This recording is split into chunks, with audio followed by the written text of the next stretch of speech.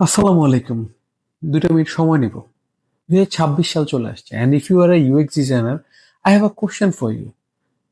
এই বছরে আপনার ডিজাইন ক্যারিয়ারের প্ল্যানটা কি? আপনি কি ভাবতেছেন শুধু chat GPT, mid journey, Figma make, Gemini এগুলো ইউজ করলে আপনি সেফ? Think again. এন্ড একটা কঠিন সত্য মানতে হবে। There is a big difference between a designer who use AI and a designer who designs AI. পার্থক্যটা বুঝেন।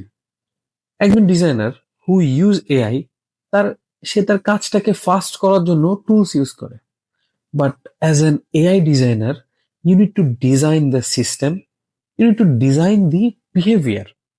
ম্যাক্সিমাম ডিজাইনাররা প্রম্পট শেখা শুরু করে এবং থেমে যায়। This is where most designer stop too early. কিন্তু 2026-এ টপ 1% ডিজাইনার হতে গেলে আপনাকে 3টা কাজ করতে হবে। Number one, basic AI logic এবং লিমিটেশনস গুলো শিখতে হবে। মানে এআই কি জানে না, এআই কি পারে না, সেইটা সবার আগে জানা জরুরি। নাম্বার টু, প্রোডাক্ট বানানোর পরে না, বরং আর্লি স্টেজে ডিসিশন নিতে হবে যে কোথায় এআই লাগবে, কোথায় এআই লাগবে না।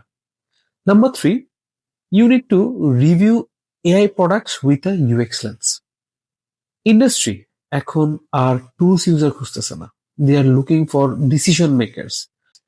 আপনি যদি শিফটটা এখনই না করেন, তবে 2026-এর মার্কেট প্লেসে আপনি হারায় যাবেন।